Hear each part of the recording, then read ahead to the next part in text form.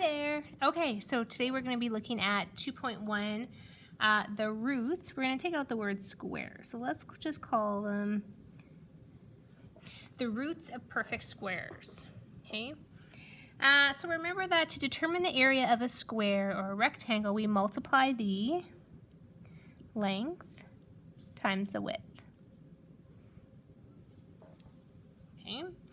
So, and with a square, the sides, the length and the width will always be the same. So, for example, if we have this square here and the side, the units for the side are 15/10, so we would say area equals side length squared. Okay, and if we plugged in our information, we would have 15/10 squared, which equals 15/10 times 15/10, which equals 225/100 units squared. Okay, we don't know if the units were centimeters or meters, but just to show you, 15 times 15 equals 225, or if I go 15 and I push this button squared, equals 225. Okay, same thing, 10 times 10, same thing as 10 squared equals this. And you should try these along on your own calculator, okay? Next it says, to square a number, we are literally just multiplying by itself. Okay, so a perfect square happens when you multiply a whole number, whoops, I missed out a word there, a whole number by itself.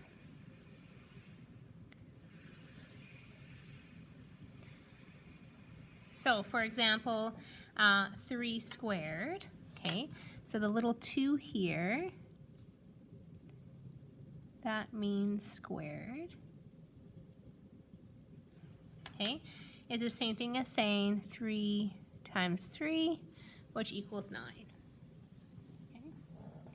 So based on our Speedy Squares activity that we did, we can fill in the tables below really easily. Okay, so give it a try. 0 squared, okay, equals 0 times 0 equals 0. 1 squared, 1 squared. 2 squared, 2 squared. So this is just getting us comfortable with writing this squared. Oh, look at that, I made a mistake. Okay. Writing the squared notation. Okay, and then what does that mean? It means 1 times 1, 2 times 2, 3 times 3, 4 times 4, 5 times 5, and 6 times 6. Okay, and then what are the answers to that? 1 times 1 is 1, 2 times 2, 3 times 3, 4 times 4, 5 times 5, and 6 times 6. Okay, right on. So what happens when we square a negative number? Okay, we get a positive number.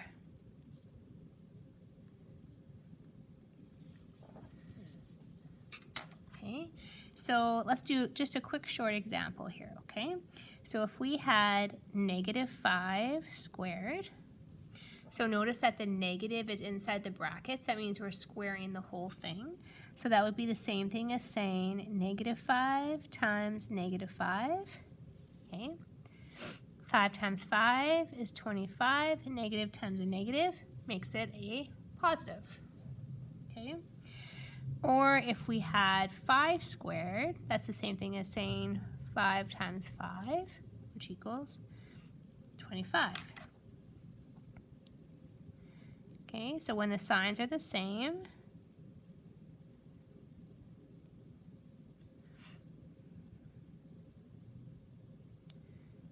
the answer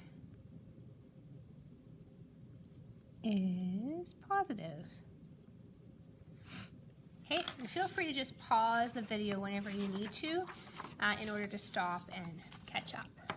Okay, turn the page. Page 2. Now, let's look backwards. So let's look at it backwards. So now we're going to find the root. Remember, we're going to get rid of the word square, and we're just going to call it the root. Okay? So finding the root, I thought I had caught these all before, but that's okay. Finding the root is the opposite of finding the square. Okay, so 4 to 16, this is finding the square. Okay, whereas 16 to 4 is finding the root. Okay. A square root is a number that can be multiplied by itself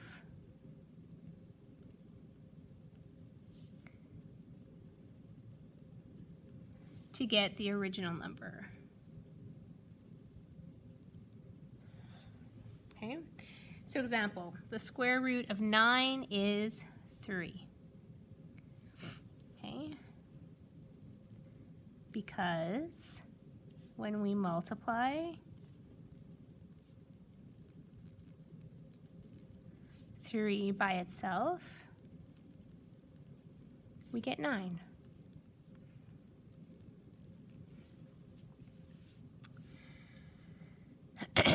So, the side length of a square is the root, or is the square root of its area.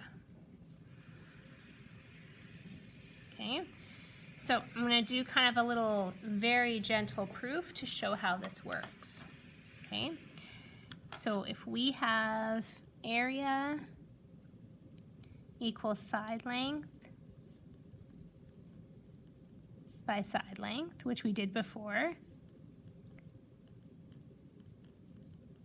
Okay, and if we want to get rid of that, we can take the square root of the area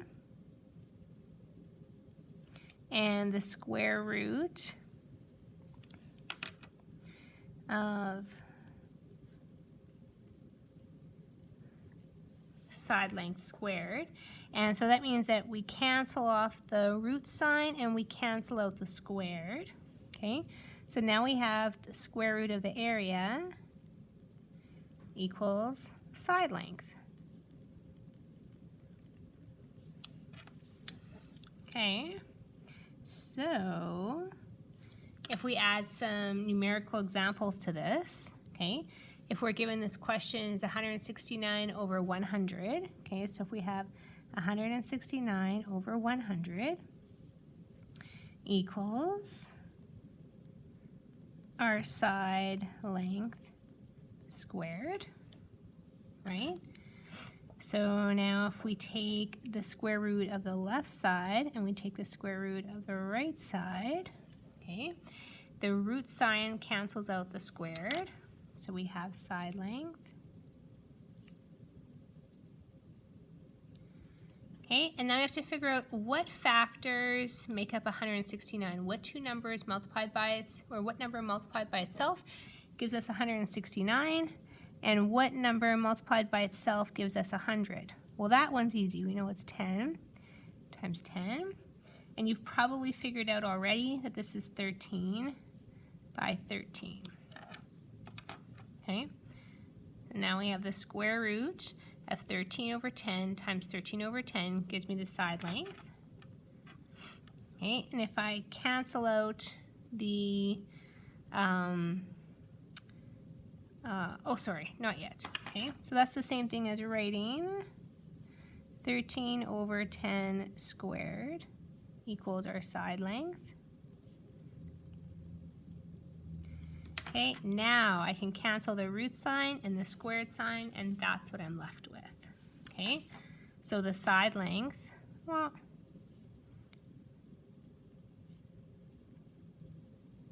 equals 13 over 10.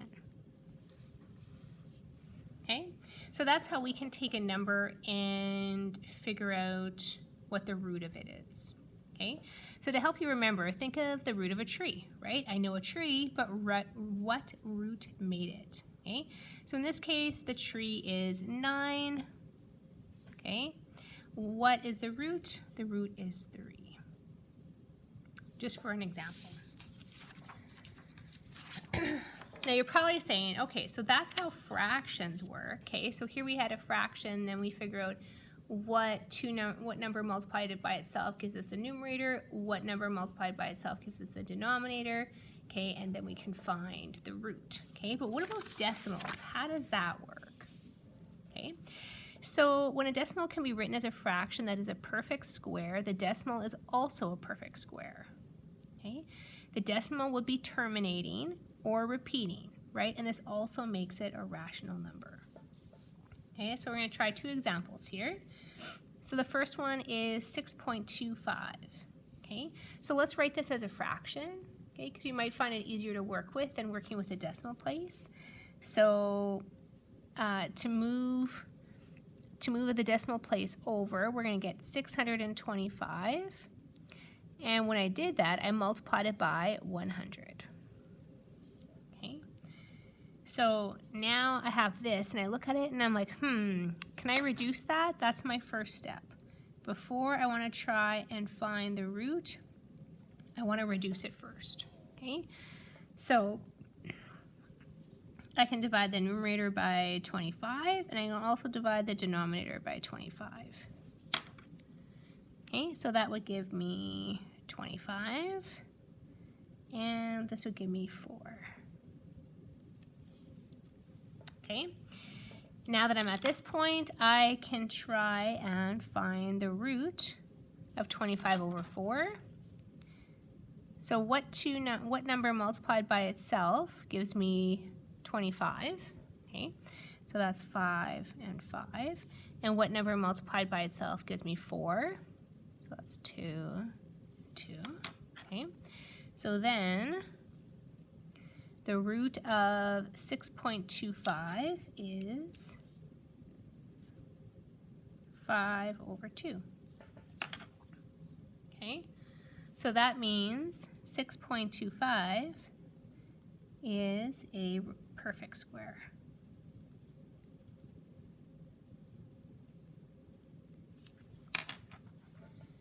Okay, and we can test it out too. Okay, we can go take our calculator and go root of 6.25 gives us 2.5. What's 5 divided by 2? Hey-o, 2.5. Okay, right on. Let's try another one. Okay, here we have 0.627.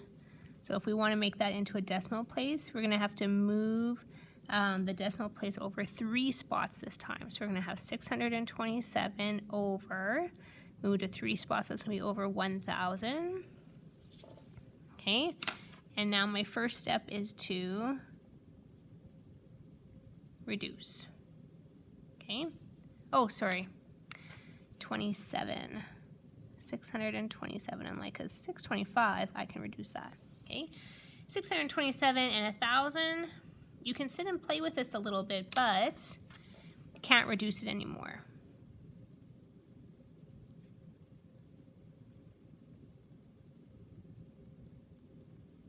Okay, so then we move to our next step, which equals the root of 627 over 1,000. Okay, so then I'm going to try and find 2 numbers that make up the numerator and 2 same numbers that equal the denominator. Okay, so for the numerator, I can get 11 and 57, and for the denominator, I can get 10 and 100. Okay, but neither can be written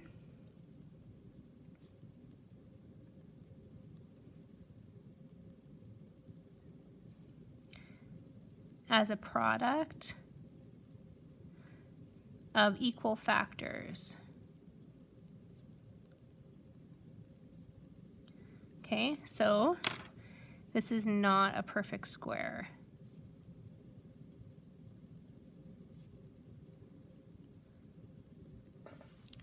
And it might have taken a little bit of more trial and error to figure out if 627 and 1,000 could be reduced anymore. Remember, we're trying to do this without just using the calculator, okay, or relying on the square root sign, okay? So we have, so when I went through a bunch of different factor ideas, this was the closest I could come to, okay? And 1,000, 10 and 100, yeah, 10 is a perfect square, but 10 is not. Or 100 is a perfect square, but 10 is not, okay? So this whole thing, 0.627, is not a perfect square. So it takes a little bit of work to figure that out, okay? Now, what about fractions? Okay, now we've done some already, right? Fractions can be perfect squares if it can be written as a product or multiplied of two equal fractions, if the numerator and denominator are both whole numbers, okay? So if we take a look at the first one, it says, what is the root of 1/9? Okay, so root, and we're going to try and write that as two separate fractions, okay? So I'm going to take a look at the first number. What times what gives me 1? Okay, what two numbers that are the same multiplied together give me 1? Well, that's 1 and 1, okay? What number multiplied by itself gives me 9? Well, that's 3 and 3, okay? So that's the same thing as writing 1/3 squared, okay? And so that means I can cancel the root and the squared sign, and I'm left with 1/3, okay? So 1/9 is a perfect square, okay? And if you're asking, oh, Ms. Labiak, do I have to do this work in between? Yes, I would like you to show me what two fractions you came up with that make it, what two numerators and what two denominators, okay? If you want to do this step, this is optional, but it is really nice to show, okay, that you understand the whole idea behind the equation. Okay, let's take a look at this question here, 2/9.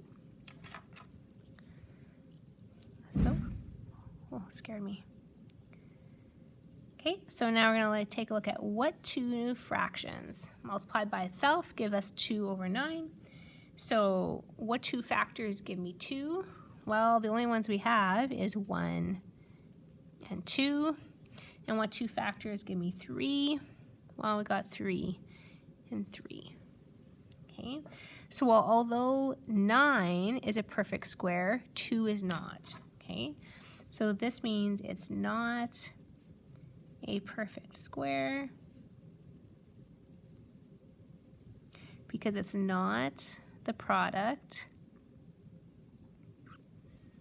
of two equal fractions.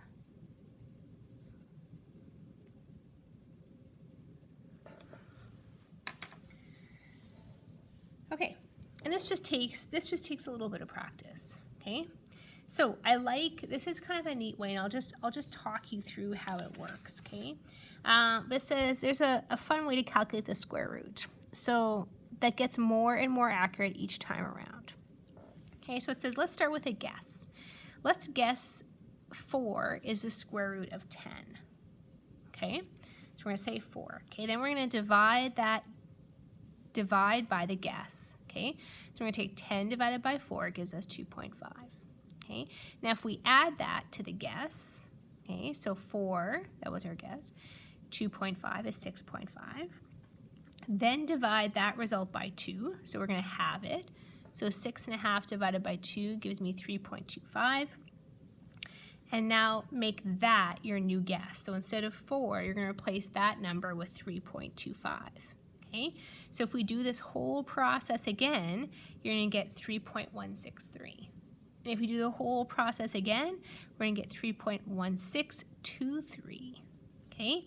And so after 3 times around, the answer is 3.1623, which is pretty good because when we multiply it by itself or square it, we get 10.00014. So that's really, really close, okay? And that's without using the root sign on our calculators at all, okay? All right. let's try a couple practice questions, okay?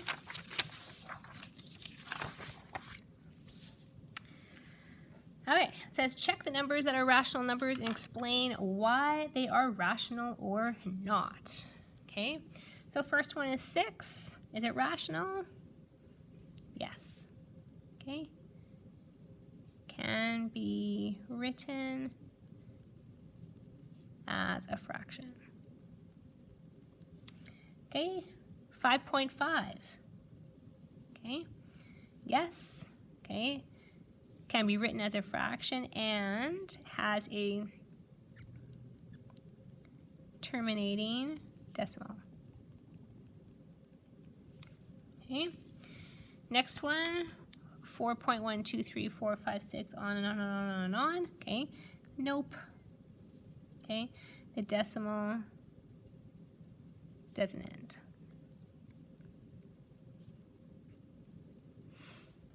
Okay. Is 3/4 a fraction? Yes. Okay, because it is a fraction. Okay. Is the root of 25 a rational number? Yes. Okay, because it equals 5.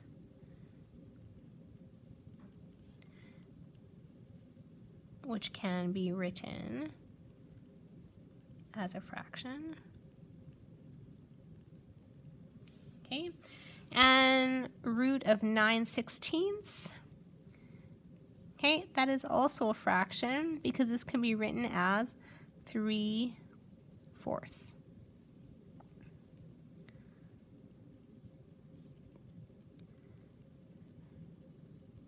Okay, so next one says calculate a number whose root, we'll get rid of the square, whose root is 3/8. Okay, so that means we want this to be the answer. So we're going to take this and multiply it by itself. Okay, so that's the same thing as saying 3/8 squared, which is the same thing as saying 3/8 times 3/8. And when we're multiplying fractions, well, that's not bad. 3 times 3 is 9, 8 times 8, 64. Okay, and that's that. That's it.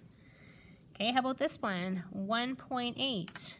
Okay, so that's the same thing as saying 1.8 squared, which is the same thing as saying 1.8 times 1.8. And here you'd have to use your calculator. Okay, 1.8, and then I push my squared button, equals 3.24. Oh, 4. Miss Labiak. Okay. So 3.24 is a number whose root is 1.8. Okay. Now, question number 3 says, is each fraction a perfect square, and explain your reasoning? Okay. So I look at the first fraction that says 8/18, and the first thing I want to do is reduce. Okay, I can divide both of these by 2. So divide by 2, divide by 2. So that gets me 4/9. Okay, so now I'm at 4/9. I'm going to try and find the square root of 4/9. Okay, or the root of 4/9. So that is going to be the same. What two numbers multiplied together give me 4? Okay, so 2 times 2. What number multiplied by itself gives me 9? Okay, that's 3 times 3. So that's the same thing as saying root of 2/3 squared.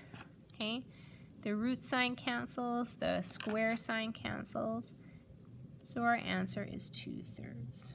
Okay, so yes, it is a perfect square.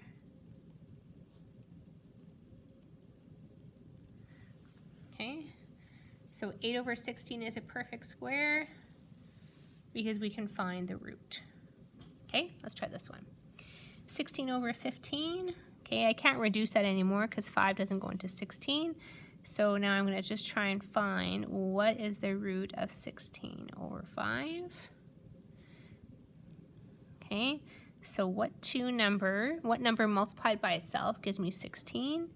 Well, that's 4 and 4. What number multiplied by itself gives me 5? That's 1 and 5. Okay. Uh-oh. Okay. These are not the same factors multiplied by themselves. Okay. So no, it is not a perfect square. Okay.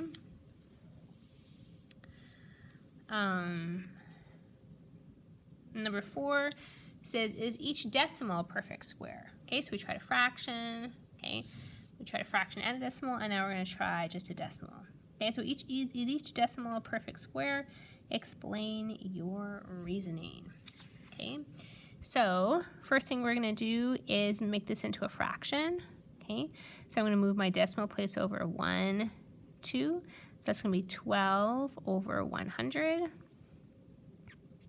Okay.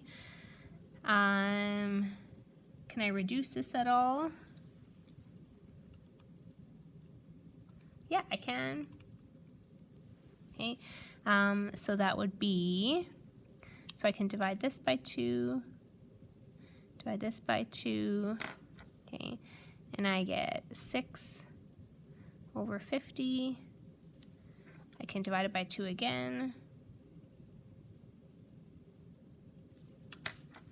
Okay, and then I get 3 over 25. Okay, so now can I find the root of this? So what times what gives me 3? Well, that's 1 times 3. I don't have a choice in that. And that already tells me that this is not going to be a perfect square, right? Even though 25 is 5 times 5. So this is not, whoops, not a perfect square. Okay, let's try the next one, 0.81. So that would be 81 to make it into a whole number over 100 because we had to move the decimal place over 2 times. Okay, so now I want to try and find the root because I can't reduce 81 anymore equally into both numbers. Okay, so then I'm going to try and find the root. So what number multiplied by itself gives me 81? Well, that's 9. 9. What number multiplied by itself gives me 100? It's 10. 10. So that's the same thing as saying 9/10 squared, which means I can cancel the root sign. I can cancel the squared sign, which means the root of 0.81 or decimal 81 is 9/10. So yes, it is a perfect square. Okay, right on. Okay, and I'll put the homework up for you. Just a second.